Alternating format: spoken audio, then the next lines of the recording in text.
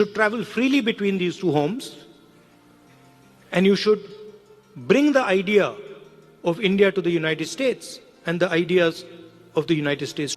और रणनीतिक क्षेत्रों में अपने सहयोग को मजबूत करने के लिए प्रतिबद्ध है।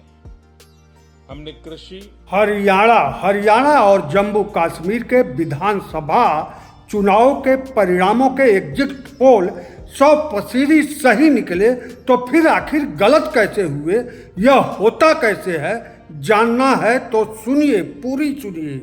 हरियाणा और जम्मू कश्मीर विधानसभाओं के चुनाव परिणाम को लेकर चैनलों द्वारा जो एग्जिट पोल आए थे सभी 100% सही हैं।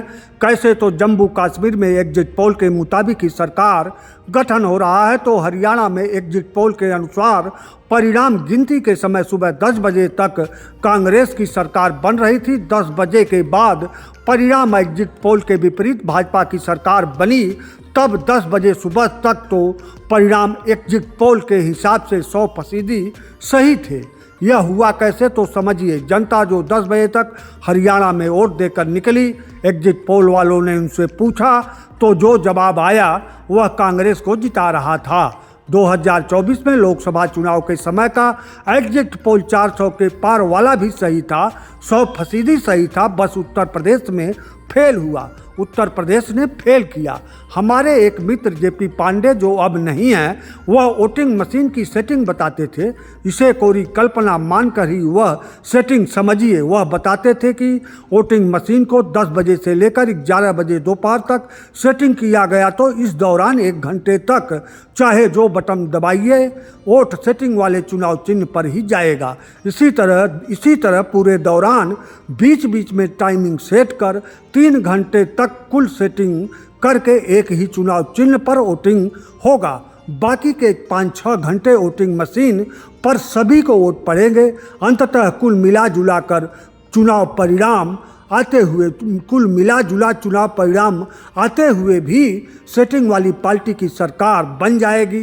विपक्षी भी जीतते रहेंगे, कोई सवाल खड़ा नहीं करेगा। उदाहरण देखिए, उत्तर प्रदेश के मछली शहर लोकसभा चुनाव में अंतिम समय तक भाजपा के प्रत्याशी 2019 में के चुनाव में त्रिभुवन राम से पीछे चल रहे थे, लेकिन परिणाम आया तो भाजपा प्रत्याशी बीपी सरोज 81 वोट से जीत गए।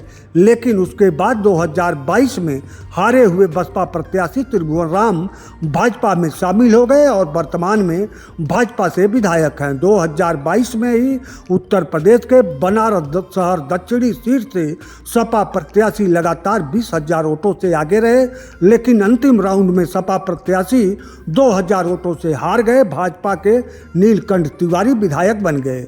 यह टाइमिंग सेटिंग की करामात जैसी हकीकत में चाहे ना हो, लेकिन वोटों की गिनती इलेक्ट्रॉनिक वोटिंग मशीन की एक टाइमिंग सेटिंग जैसी निकलती है। खैर, बात एग्जिट पोल के सही होने गलत होने की है, तो एग्जिट पोल जनता की नब्ज पकड़ने की सर्वे है और परिणाम इलेक्ट्रॉनिक वोटिंग मशीन देती है। फिर भी एग्जिट पोल अगर 50% भी सही आया तो इसे 100% सही मानिए। इलेक्ट्रॉनिक वोटिंग मशीन उस समय सेटिंग वाली पार्टी के विपरीत परिणाम देती है जब जनता 75% सेटिंग पार्टी के विरोध में वोटिंग कर दे।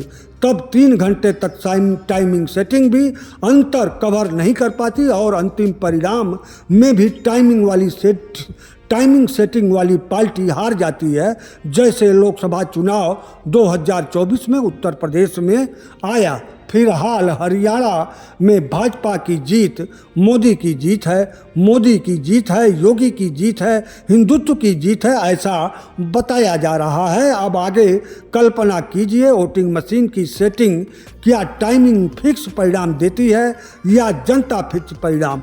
चुनाव आयोग अपनी जगह से टस से मस नहीं होगा। वह कुछ सेटिंग हो रहा है यह मानने के लिए कभी तैयार नहीं होगा।